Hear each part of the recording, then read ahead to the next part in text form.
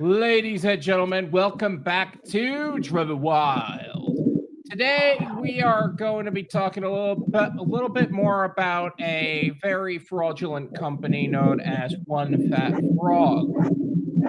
We have talked about One Fat Frog a few times on this channel. We brought on Mico the Entrepreneur a few times to talk about that and gently touch on that process, which she has taken legal action against them. That's why we didn't really go super deep into that.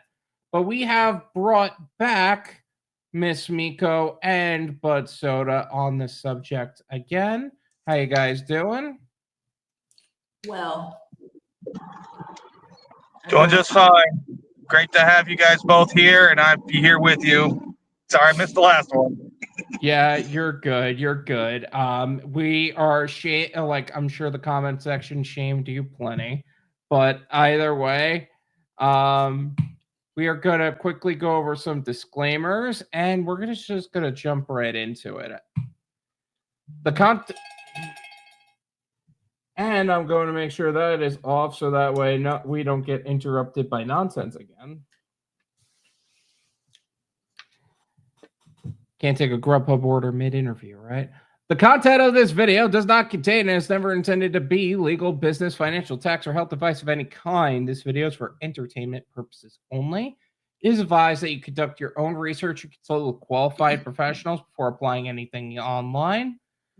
I also want to be clear that everything is going to be market to market, case by case, especially since we're talking about state laws in this as well. So what applies to where we live in Florida and where Budsoda lives in New York and wherever you happen to be watching from may not apply to you. So with that said, let's get rolling. So, Mico, why don't we start with reintroducing yourself? You've been on this channel almost 1,000 times at this point, and obviously the audience has like fish brains, so we gotta remind them who you are and what you stand for. So let's introduce yourself. Yes, my name is Mico the Entrepreneur, and I am here this time around to talk about Dope Beverage, which is my small business, and One Fat Frog, where I purchased a food trailer and didn't get the food trailer or my money. So basically, One Fat Frog, I lived in Houston when I started watching their channel. I started watching their YouTube channel and their Facebook channel. And what I would, do is like watch the videos, get excited on how other people were getting their food trucks and trailers, how they did marketing, what concepts they came up with.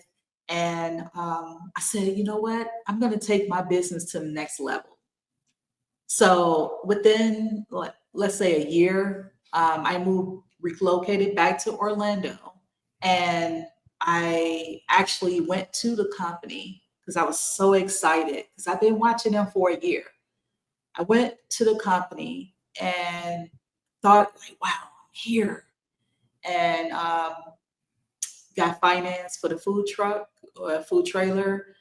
And it was a happy moment until it wasn't.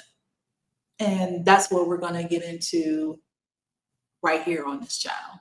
We're going to go through each section, and hopefully, if you have been a victim of One Fat Frog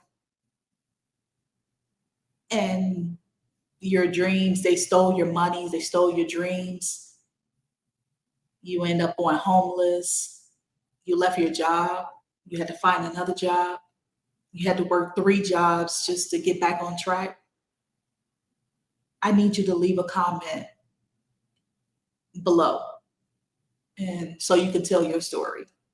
We need more people stepping up to tell their stories. So get your popcorn and stay tuned. That was excellent. Heartfelt for sure.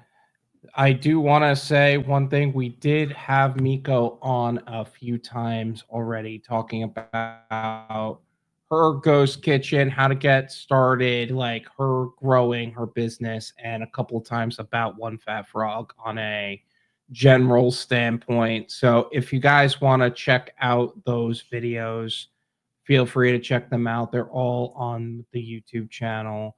They're I'm pretty sure I have all of the descript like all of them are going to be linked in the description, like a playlist of some sort. I know I got them all a little scattered in different playlists at this point. So feel free to check out all of Miko's content on her channel as well as this one. So, but now that all of that is said, how about we start with, you did say you've met them through their YouTube channel and that's how you found out about them. And why don't you talk a little bit about that process, like what kind of promises they made you on that front, and we can take it from there. Okay, sure. So pretty much the process is you can either purchase your trailer, like some people did it over the phone. I went to them in person. And, I think the process is different when you're just over on the phone ordering a food truck or trailer, right? Because you see, you see stuff online.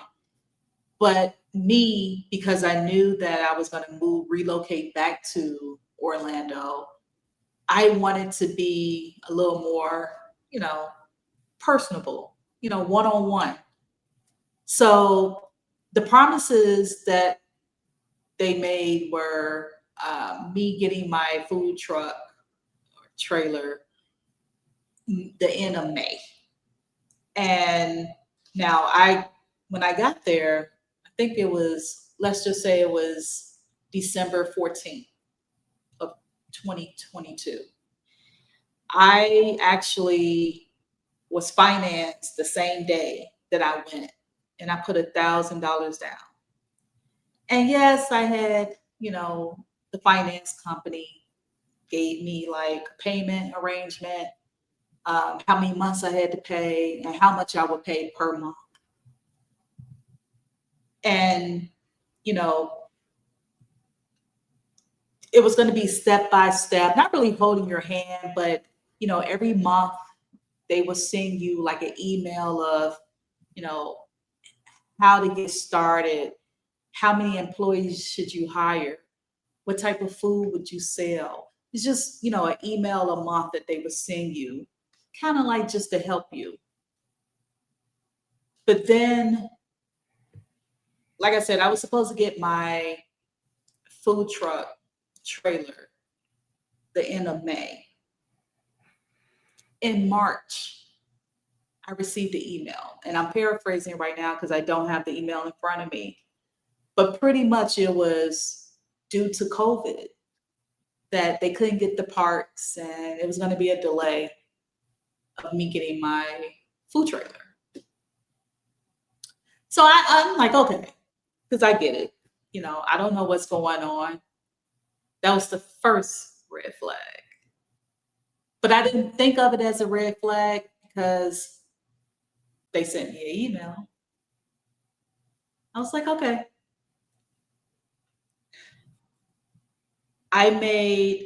So let's take this back.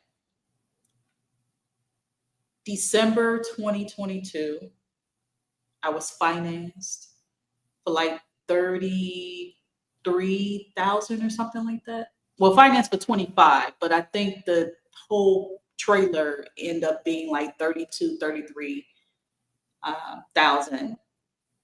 I had to put 5,000 down, and then there was taxes and all this other stuff. I made $1,000 deposit that day. That next month is when my payment started with the finance company. So I would, that's being taken out of my checking account. then I would go in and make $1,000 deposit payment. And then I did that up to May. I went in and I'm like, okay, what's going on? When am I going to get my trailer? Because I think in April is when the design team was communicating with me saying, how did you want the logo on your trailer?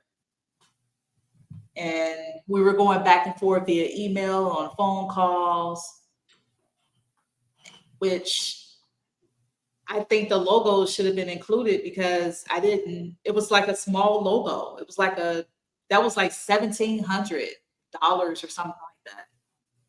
Like, it's expensive. It's like every time you turn around, they wanted you to pay for something. It was something that they wanted you to pay for. But to make a long story short, when I went up there in August and I'm like, okay, we're in August, what's going on? They end up having me to meet with like an operations manager or it was some type of manager. They just hired an office manager. It was an office manager. He knew nothing what I was talking about. So I had to talk to him about it. But I had to go at that time. I had to leave because it was something else I was doing. I left and he said, okay, well, we'll get in contact with you. When I got home, I had an email saying that I would get my food trailer the end of October or November. I think it was October. Yeah, it was the end of October. They didn't tell me a date. They just said, we'll get that trailer. You'll have it by the end of October. November 1st came. And so I'll never forget, I was at my W-2 at the time, and I was on my 30-minute break. And so I called the finance company, and I told them, I said, look, I don't have my trailer. They told One Fat For All promised me that I was going to have it in May, but they sent me an email like in March.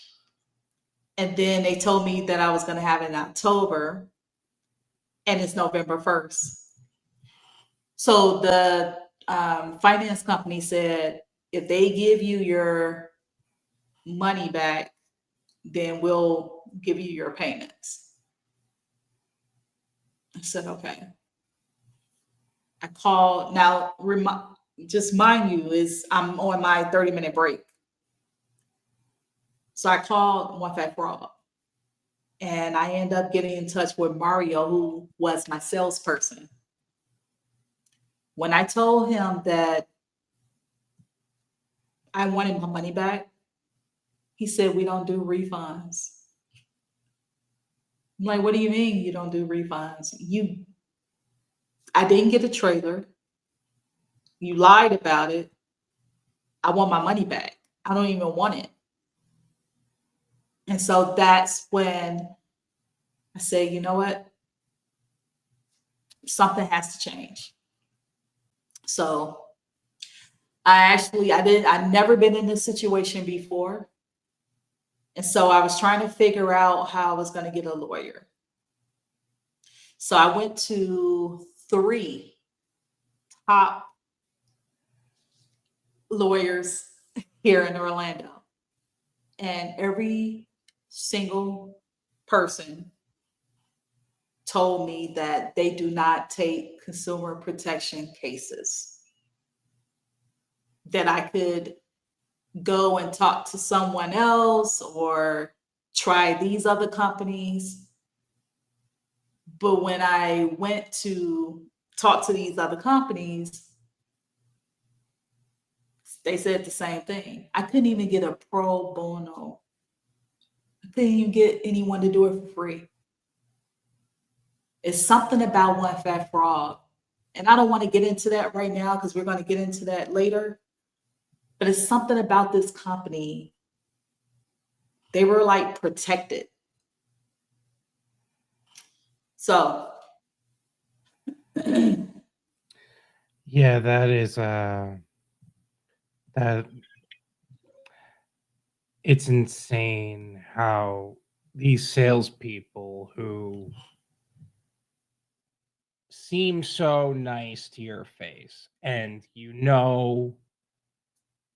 that going in that they're just trying to make a sale, but there's a part of you that feels that kindness and like trusts them with the sale because you were there to be sold to begin with. But when they try to make that sale and the product they sold you is either defective or it's just not a product, it's frustrating, especially if it's a tool or a valuable piece of equipment that you need in order to move forward. And in your case, a food truck is the business itself. It's the literal structure of everything. I do not like deceiving practices. There's being kind and trying to help you guide you through what you need. But there's slick silver tongue. I hate to put it this way because I've been in the industry. The stereotype of a used car salesman, that kind of salesman, who's just feeding you the information you want. But the company, when you go check your progress, they're saying, oh, it's 2 months delayed, it's 4 months delayed, 6 months is ridiculous. And then they didn't get by that promise date either. And they're not doing anything for you. And the fact that you couldn't seek legal recourse was ridiculous. Yeah, for sure. Excuse I'm me. I just want to say this. I'm sorry. I just want to say this while it's on my mind. So what I could never understand is how can you have someone pay for a product and you never got to see it? So what they did was they took your money and said, okay, well, we're going to create this trailer for you, custom. But then they didn't do anything. So they took money from another person, said the same thing to them. Got another person, took their money. So they just kept taking money and probably would do like one truck or one trailer just to have on site to make it seem like they're doing something. But they could never show your trailer or your truck. I never saw my trailer or truck, ever. Now, I thought because the finance company sent them the 25,000. You mean to tell me each time this finance company sent you 25,000, that's enough? And they claim that they built it from the ground up. You mean to tell me the 25,000 that the finance company sent for me to get my truck built, you never built it. You didn't work on it. So what did you do with that money? Kept it. That was supposed to have been for me, not for you to buy. And that's hearsay. I'm only going by hearsay. The money that they received, they took and bought nuts and bolts and light bulbs and this and that. That was supposed to have been for me and my trailer.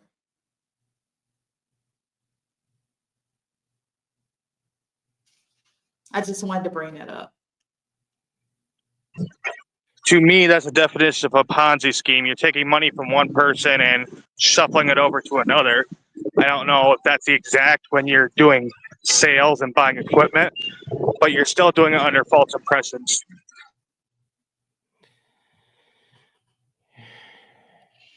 Yeah, that about sums it up. And it's frustrating, and I'm sorry to hear that it happens.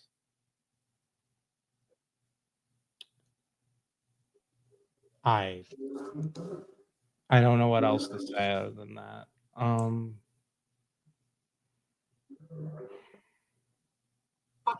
Well, you're promising everyone a dream, and then you're buying supplies for yourself and not your clients. That's another thing too. Like, It's you okay made to it take the clear. proceeds, the profits from one, and use that to help start another. That's perfectly fine. That's how business works. But if you're taking the money they put down, let's say your $5,000 in your grand deposit, you're taking that money and putting it there, and then they get the full payment, and they're still not even progressing on yours or processing it. That's highly fraudulent. Yeah. And the other thing that was kind of alluded to is that you're not the only one. Like, there's a whole community of people that have experienced this specifically. And it is what, from the last point, it's like 700 people or something like that. 700. And what I don't understand is I know some bigger companies that I can't name, but Mhm. they purchase food trucks and trailers from One Fat Frog, and they never had an issue. They didn't do this to the bigger companies because the 'Cause they bigger lose. companies have lawyers, right? They did it to us because they knew that no one would help us. And it was easy to do because 80 to 90% of the consumers are Black and brown. And I don't want to play the race card, but when you have people who English is their second language, they don't really know how to communicate, they're eager to, start this business because they're so excited. You have people who actually took out 401k to pay for this. They used their inheritance. They, saved up the money and gave to these people. And it's like they preyed on us. They preyed on us because they knew how eager we were to get our businesses started. They Mhm. knew that, you know what, we're going to keep, stringing them along until we get what we want. And another thing that I don't like is right now, you have so many of the victims that are silent because One Fat Frog threatened them to saying, if you speak up, we're going to go after you and your family. Well, I'm glad they didn't say that to me or have a chance to say it to me because one, I don't know what I would have said or done, but it's 3 or 4 of us that are speaking up within the 700 people. These people are so scared, it's ridiculous. I don't know what they said to them. I was supposed to have interviews when this first started. I was supposed to interview these people so they can share their story. And when it was time to do the interview with them, they had to back out. Now, they didn't tell me. I just found this out like maybe months ago. But they were like, oh, I had to work. I can't do it right now. let's reschedule. And I'm like, why everyone like coming to me saying they can't share their story? And then it was finally talked about. They came and told them, don't speak up. So now the 3 to 4 of us speaking up, it makes it seem like it's not taken seriously. They're not taking, the state is not taking us seriously because they're like, well, where are the others people? They're not speaking up. It's only 3 or 4 people. Mm-hmm. So I don't know. And hopefully this will empower people to speak up on this when these things happen. And unfortunately, people either feel this sense of defeat, like they're going to just cut their losses. And unfortunately, cutting their losses in this state is like tens of thousands of dollars for a lot of them. Some people are probably still paying off trucks or trailers that they didn't receive. Yeah. And it's tough because there are groups on Facebook with like 700 members, but that's a screen.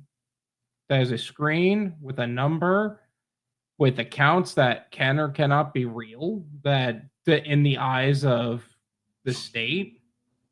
But those are real people. Those are people who have experienced a life-changing blow to their finances. Like that's not like if you lose like $100, it's not good, but it happens. Like it's not the worst thing in the world. $1,000, you're frustrated. Okay, you're good. You might end up fighting a little bit for that, but again, it's not world-changing defeat. This is thousands of dollars across months of time. That Tens of thousands on just the individual level. and yeah, and that's just the individual level. Keep in mind, this is like, what was it, $30,000+ per trailer to end up getting financed through hundreds of these people. Like that's hundreds of thousands of dollars, if not into the millions. So yeah, 700 times 30 would be about 2 million. So about around couple $2 million at stake, not to mention all the fees and the interest, and how many of these people defaulted and it ruined their lives. Well, they stole 18 million. Jesus Christ. 18 million.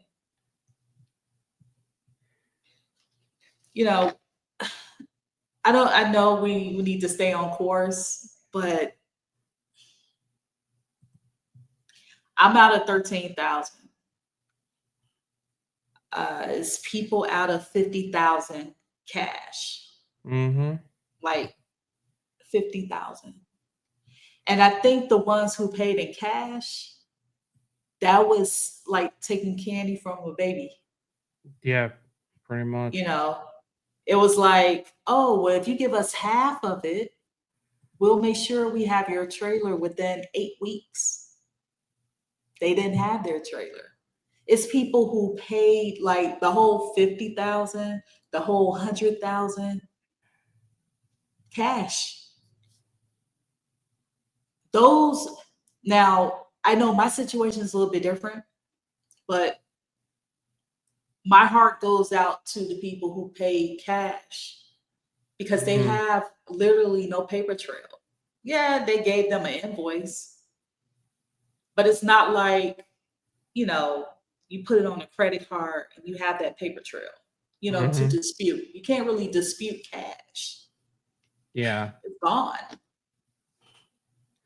And that's important to note as well. Like, hey, a lot of these people, they were new in business.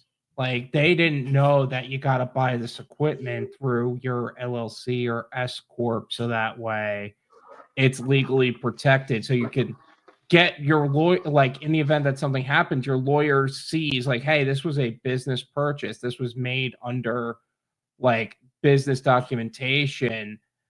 This is their EIN. This is how it was financed. This is what ended up happening. This is all the documented stuff that you needed.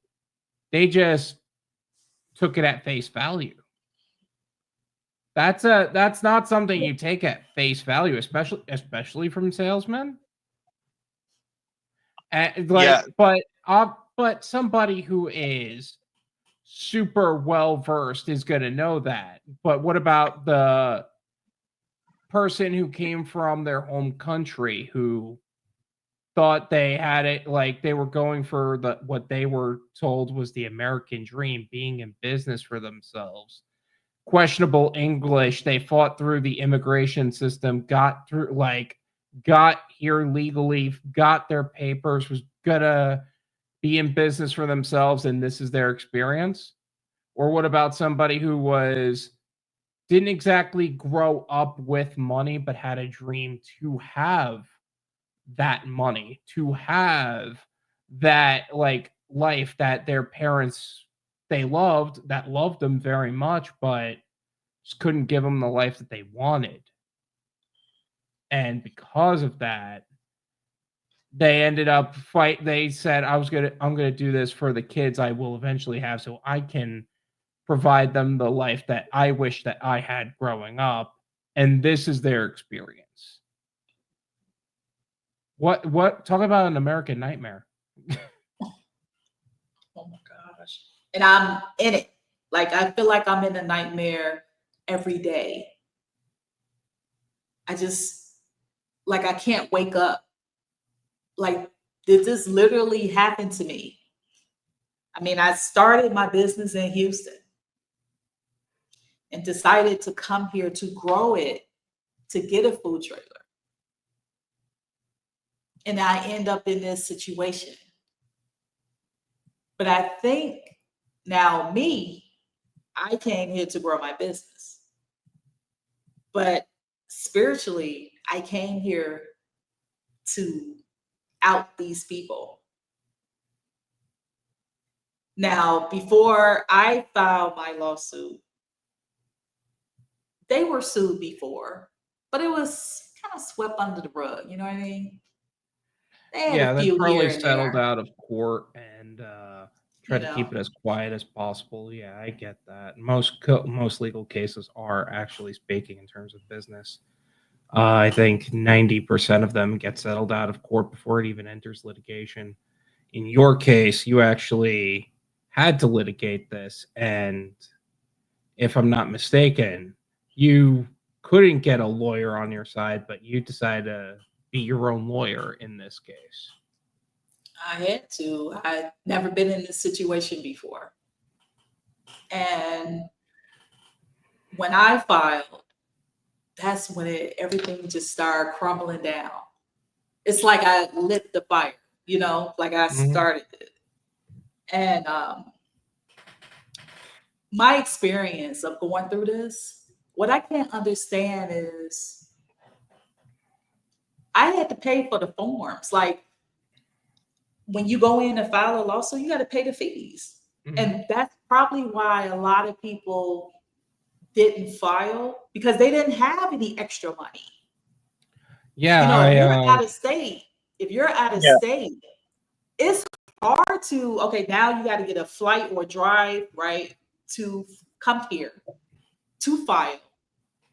Yeah, it's even harder for someone out of state, much less you who's in the state, and they got to somehow still find a lawyer. Like, maybe they can find a lawyer from their state, but that lawyer has to find a representative to help represent you, and it's extremely expensive. Like, just even if you did it yourself, which fool has their selves for a lawyer kind of thing. Judges don't like that usually. It's extremely expensive just to file proceedings. Like, it's thousands and thousands of dollars that these people are already out. Well, yeah, that's true. I've noticed that in terms of your case, just from the transaction assessment alone for this. This was you just going to the court and filing all of this. This ran you a total of $313.50 for the first one, and about the same for the second one, which apparently they didn't even spell your name right. But that was the second one. It's amazing the silly games that I haven't even been there. I don't know who you were dealing with, but I could kind of tell the kind of game that they were playing, because not everything about being a lawyer is legalese. It's not about paperwork and stuff like that. It's how do you move certain things to accomplish a certain result for your client. And I think the second case that you ran, that one blew me away, because I was like, really? We're going to do this now? So why don't we talk about the case for a little bit? So I'll never forget when I first went to file the first case. They have a department on a different floor where you can go and get help. And I remember going up to that floor asking for help because I had to buy the forms, which were $2. And I just so happened I had $2 in cash. And if you use the credit card, they charge you fees. Now, like I said, I've never been in this situation. So why should I have to pay for forms to file a lawsuit? And I know I have to pay the fees to file. Shouldn't they come included? I always wondered about that. Anyway, so the packet that I had, the $2 packet that they give you, when I went to, I think it was upstairs, and I went to go try to talk to someone, no one can help me. And I'm like, well, I don't know how to fill out these forms. I had to ask them different questions. And it just amazes me that when you go down to the Orange County clerk, and you try to get help and no one would help you, I just felt like it was like an out-of-body experience. I'm serious. Like, I just couldn't believe it. It's like you're in a room and you're yelling for help. Someone hears you, but they don't know where you are. And it's like, out the forms. And by the time I got home, I was like, I have to fill out a second one. I have to do the second one because the first one was for $8,000.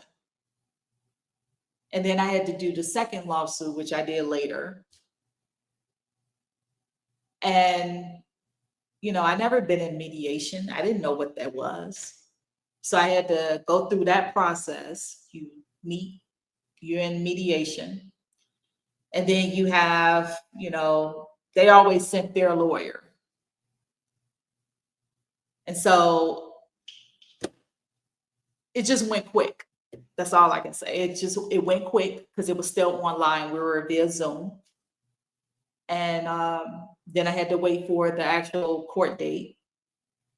The second step. And then the third step, he didn't come. The third time, he didn't show up. So I don't know what happened. But I end up winning the first lawsuit. But what I couldn't understand is Florida laws, they had up to 20 years to pay me my money back. but then they filed for bankruptcy. So I would never see that money. The second lawsuit is pending because they're currently in bankruptcy. So whether I win or not, which I will win, but it wouldn't matter because they filed for bankruptcy. I'm not getting that money. Yeah. So basically, they're going to pay their creditors, vendors, whoever first, then whoever else down the line with the lawsuit. And what they should have done, 20 years is ridiculous, but they should have put a stay and have stricter, tolerances on that. 20 years just seems extreme to me for a company to pay you back for $30,000. But that's Florida law, so that needs to change. That's ridiculous. It's a lot of stuff that needs to change. These laws in Florida, since this is my second time coming back to live, they're so antiquated. And I'm not saying other cities, other states don't have antiquated laws, but they need to be updated. They need to be changed. They need to be updated. And if you don't have the right people in these positions to make those changes, it won't happen. It won't happen until it's them or someone they know. Yeah.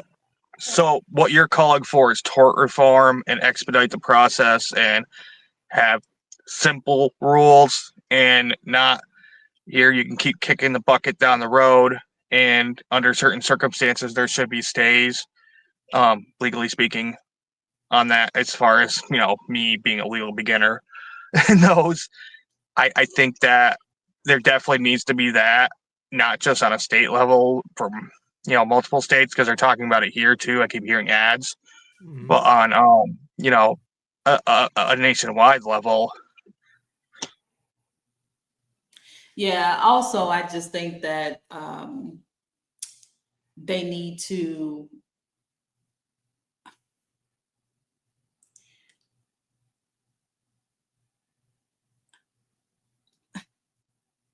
it needs to be justice, right? We're seeking justice. We need to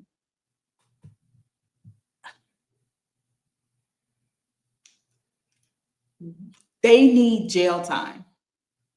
And I don't know why it keeps getting skipped. I don't know why it's not being talked about. I don't understand how this is any state, but a company can steal from you and then create two other companies and literally do the same thing again.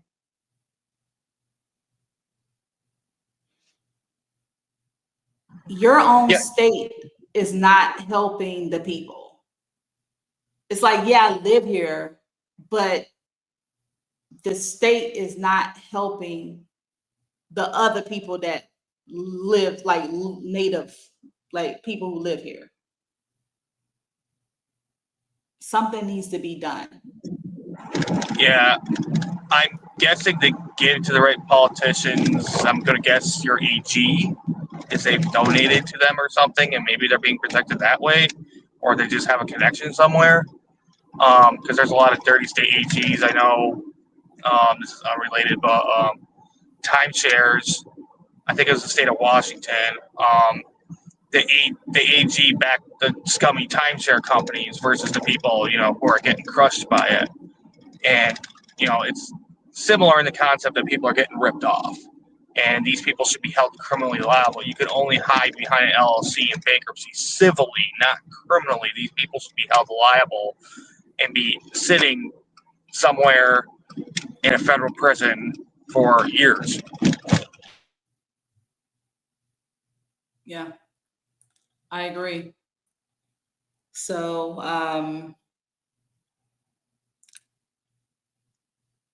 I want laws changed so nobody else would ever. I hope I never have to go through this ever again. I hope you don't have to go through that either, because I certainly understand how that could be, and it's frustrating. It basically says you're not gonna see that money, and unless something changes, that's gonna stay the case. Right. But let's talk about it. Since we're talking about the future, let's talk about how you would revisit this moving forward, because I know I've had conversations with you already about this. I know that you are already in the process of adjusting, of like really like taking an account for everything and moving forward. What would you say to somebody who is maybe they're not exactly in the best position? Maybe they got screwed up by this or something similar. How would you move forward from this, and how would you take caution in the event that they need equipment from another company? Like, how would you protect yourself in that way? Well, I would probably say if someone came to me and said like, you know what, I want to grow my business and I'm thinking about getting a food truck or a food trailer. Now, I would, probably ask some different questions, but um, I thought One Fed Frog was a legit company, right? Because um, their marketing, like it was out. I don't know who they had for their PR, but it was outstanding. And any of the victims, they would say that too. Like it was, I don't know what happened, but what I would tell people, because you can research, I researched, I looked at other companies, but it was something about One Fat Frog. I don't know, maybe it was the marketing. It just came across, genuine, right? But they were good. The person I had, Mario, he was good at his job, sales. And so I would tell people, if this is something you're going to do, make sure you live in the same state. If you travel, if you have a job where you travel a lot and you can just pop up, I try to tell people, see, that was me. Sometimes I didn't tell them when I was coming to make my deposit payment. I would just show up because that's what you want to do. So if you're looking to buy a food truck or food trailer, try to find a company in your state where you can go and see the location, where you can go to the sales floor, touch and feel, and don't rush into anything. I didn't rush into anything. I waited a year because I was still stuck in Houston. But Yeah, personally, me, I've been in this situation, like talking to these food truck operators. I start chatting them up and see what they do. I know that a lot of people, you said, English is not their first language, they can't communicate well with a lot of these people, but they would know who's legit, who's not, who's legit dealership for a trailer, who's legit dealership for your fryers or whatever else you're putting in, depending on what your restaurant is. So I would definitely reach out to the community, and even if you can't speak English, there might be someone already doing your type of ethnic food or whatever you're doing, and that you can talk with. And even if they're not, and they speak the same language as you can just, hey, how do you do this? But in whatever, wherever you're originally from, because people want to live the American dream. And if not, outright buy a used one of someone who's looking to retire out of it, or they want to get out of it, because it is a lot of work. I think it's an intensive work to run a food truck all the time. My friend who does it, I can't get him to do an interview because he's always either out traveling on the road. He's at Dover this weekend, or last weekend he's at Dover, and then if not, he's at like fairs, and if not, he's always doing events. So like that guy's working 80 hours plus a week all the time. So it's incredibly busy to do that.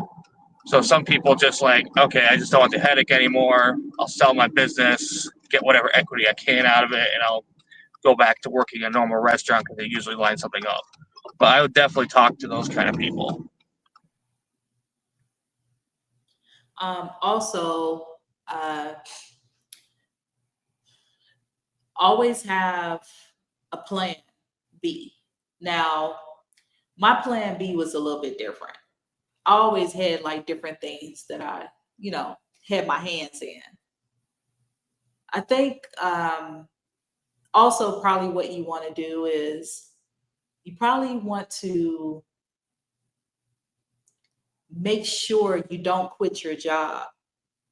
I think a lot of people, because they were excited about getting their trailer, they put in their 2-week notice.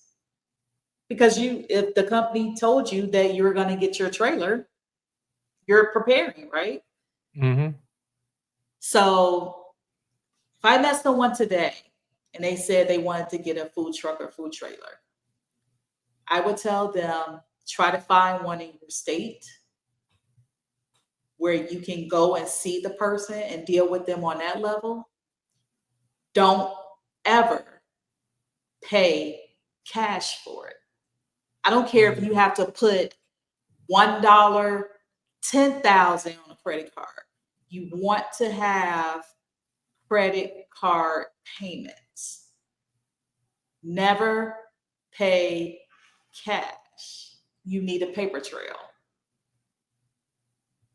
But a lot of people don't know that. But it's okay. They gave you an invoice, but that's not, you can do something with an invoice, but at least with the credit card company, you call them, you can dispute the charges. You can't really dispute the charge with an invoice. Yeah. Because it's cash. Well, I'm an advocate of pay cash for everything, but that's something that's pre-built, not something being built. So it's worth a little bit of quote unquote penalty, paying a little bit of interest in the forefront to have a back door to protect yourself. I would say for anything of like large equipment like that, you definitely want to make sure that those payments are accounted for, like on a documentation level. Like, sure, there are some things where cash is king, and you know what? That's fine. Some people are just like that. I am the biggest advocate for like paper trail everything. Let's be honest. If the world was that trustworthy, would we even need lawyers? Would we even need a judicial system? Of course not. So why do we have it? Because you need to cover your ass. It's just the world we live in. It would be nice to live in a world where that wasn't necessary, but the world has evolved a lot since then. Now, that also said, going back to your point of Budsoda, you brought up the point that, hey, the food truck, food trailer, that's a lot of work. It's he's on the road, he's on the that's 80-hour weeks. Keep in mind, if you're gonna do something to this level, this is not for the faint of heart. This isn't something you do because you just want to make money. There's a lot of ways to make money. This is a lifestyle you're committing to. Are you okay with committing to that lifestyle? That what he described wasn't simply a business. That was what he did for the vast majority of his week. I don't realistically, I wouldn't want to I understand and I appreciate that Budsoda is working so hard to get him on this channel for an interview. I wouldn't want to take a day off to like do an interview with some random podcast if that was the very little time I had during the week to do that. I would like to interview him. I would like to have him on the channel, but I totally understand if he said, I'll take my day off on my own terms. Thank you very much. Which isn't much. He makes amazing strombolis and pizza. And he hasn't sent me any, which clearly means it's a lie, but obviously I'm being Sorry, Jeff. fool It's better about than it. cans. Yeah, right? Anyways, So I just want to say this. I had to close my business. I actually stopped making payments on the trailer when I was going through all this. Because why should I be held responsible for making payments when they didn't keep their end of the bargain or end of the deal?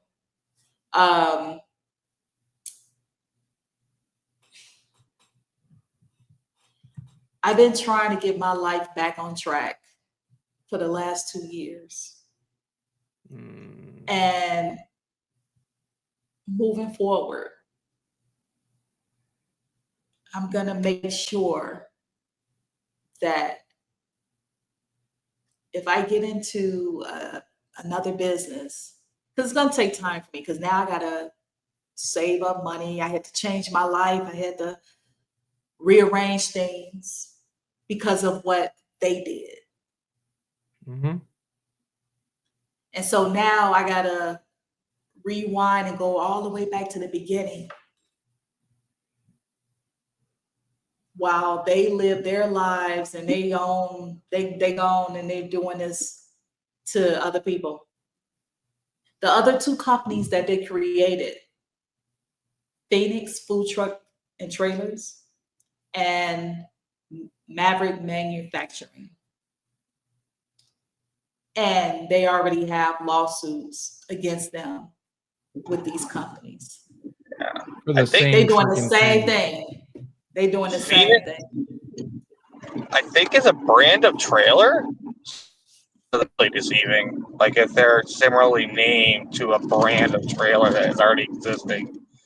Yeah, like if they're just the front man for a bigger company, that would make sense to me. But either way, that's not a conversation for this. So let's do a quick wrap up here. What Mico, you have a lot of things going on at the moment, so why don't we talk quickly about where everybody not that one can find you. Okay. I am on YouTube. I have 3 channels. The Dope Beverage channel, that's where you can go and watch the lives that I've done with 2 to 3 other people, the other victims that are sharing their stories. And from the beginning, I have a playlist of videos that I've done. You can find me on Mico the Entrepreneur channel, and then No Customers, No Business. So right now I am working on different projects with the No Customers, No Business channel and the Customers and Drivers movement that I'm working on. And then still also with Want That Frog, because I had to put that on pause right now so I can be able to do other things.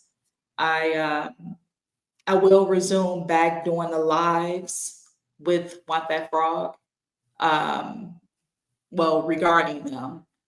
And before I leave,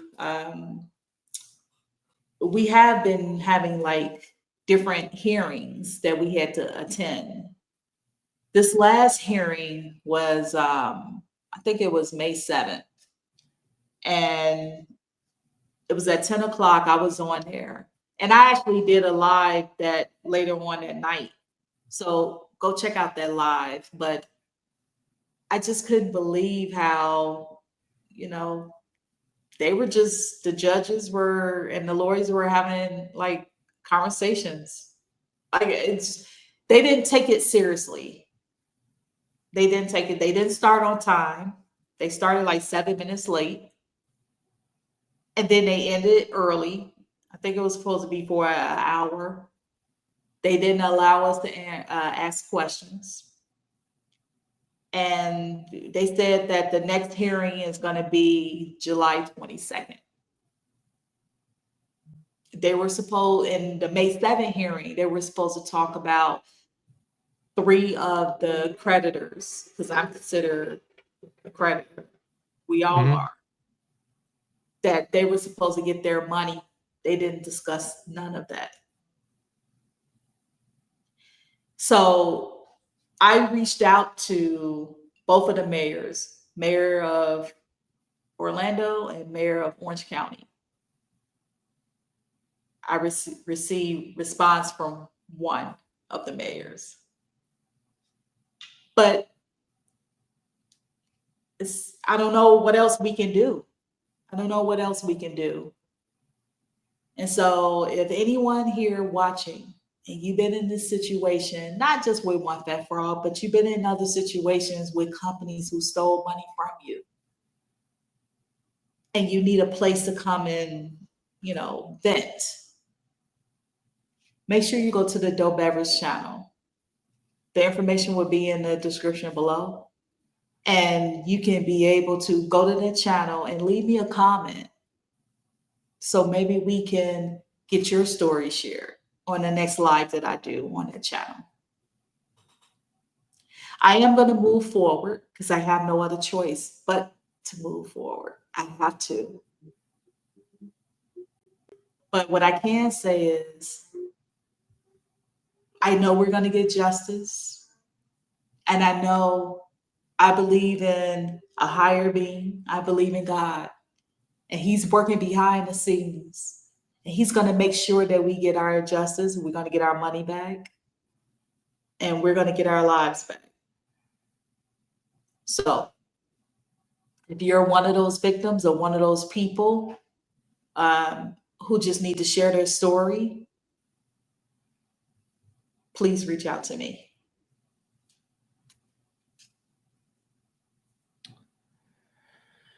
Awesome.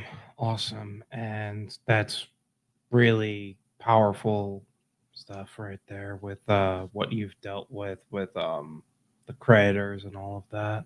And of course, it's a real shame that both mayors couldn't help you out.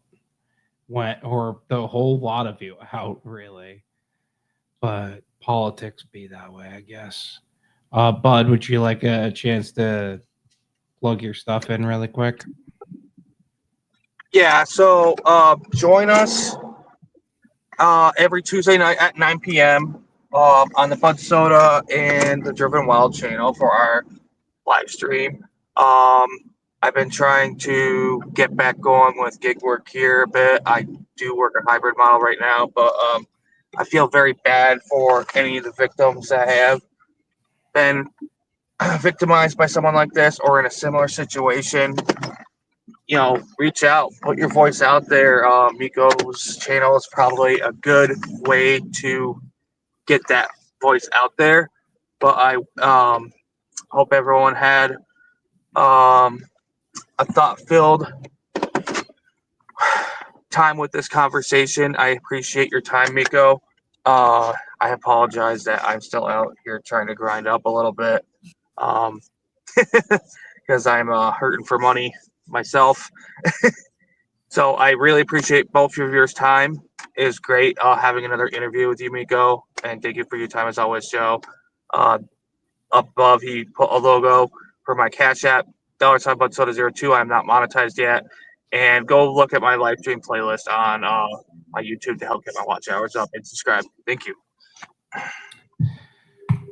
Awesome. And of course, all of my stuff is going to be in the description between the build your own delivery service provider course, between the gig tax, being part of the Discord server and all of that. But most importantly, make sure you're educating yourself so that way you're not ever in a situation like this, whether that means watching my content, consulting professionals. Obviously, consult professionals regardless of whatever I say if you're going to apply anything. And yeah, make sure to hit the like button. Thank you guys for coming through. Subscribe if you're new, and we will see you guys next time. Bye.